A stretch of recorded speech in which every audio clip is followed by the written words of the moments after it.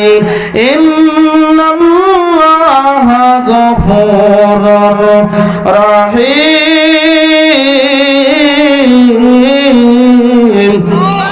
দুনিয়ায় যত স্বৈরাচার ছিলেন, যত জুলুমবাজ ছিলেন, কোরআনের বিপরীত ছিলেন, যদি তারা তওবা করে আর দলে দলিত গঠিত করে, আল্লাহ রাব্বুল আলামিন এই জমিনে মাফ করার জন্য ঘোষণা দিয়েছে। জোরে বলুন সুবহানাল্লাহ।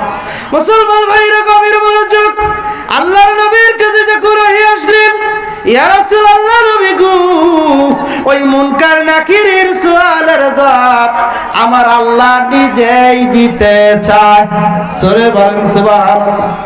খাদিজা কেমন মহিলা ছিলেন রে মুসলমান ও মা বোনরা, যে আল্লাহ কবরের সওয়াল দেওয়ার জন্য, প্রশ্নের উত্তর দেওয়ার জন্য আমার আল্লাহ নিজেই ওয়াজিব হয়েছে। জোরে বলুন সুবহানাল্লাহ। এমন চরিত্রের মহান, এমন সুমাইয়া রাদিয়াল্লাহু তাআলা আনহার মতো মহান, বাইজিদ মুস্তাফি রহমাতুল্লাহর মতো সন্তানের মহান, ফাতেমাতু জাহরা রাদিয়াল্লাহু তাআলা আনহা জান্নাতের সর্দানি হবে, তাদের মতো মহান। তাহলে আপনার পেটে আল্লাহর ওলি বাহির হওয়া সম্ভব? কথা বলেন, ঠিক না বেঠে? বলেন তো, জিবরাইল হাসি দিয়েছে, আল্লাহর নবী কান্না করে, সাহাবীও কান্না করে, মাআজও কান্না করে। বদরে যখন শামিল হয়ে গেলেন, এক পর্যায়ে মাআজ বদরের প্রান্তরে অনেক সাহাবায়ে কেরাম শহীদ হয়ে গেলেন।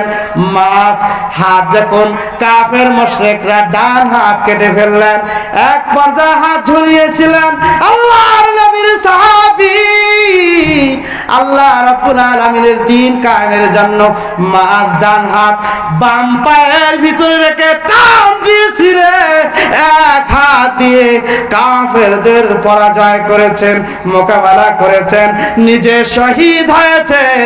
জোরে বলেন সুবহানাল্লাহ।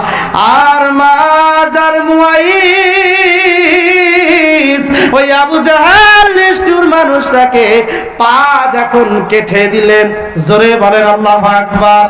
বলেন তো, কোন মানুষের যদি পা না থাকে, কোন মানুষের জোর থাকে না, কিন্তু মুখ দিয়ে চলে।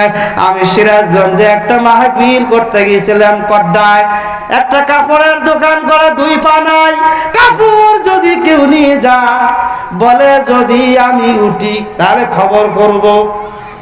বলেন, কথা বলেন, ঠিক না বেঠিক? আবু জাহেলের পা যখন দুইটা নাই, কিন্তু মুখের জোর কমে নাই। আমার সৈনিকরা, তোমরা আমাকে পাহারা দাও, এই মাজার মুআইজ কি শহীদ করে দাও, আর এদেরকে উৎখাত করে দাও সারা জীবনের জন্য। দুই ভাই যখন শহীদ হয়ে গেলেন, মাতা মোবারকে আল্লাহর নবীর সাহাবী জালিলুল কদর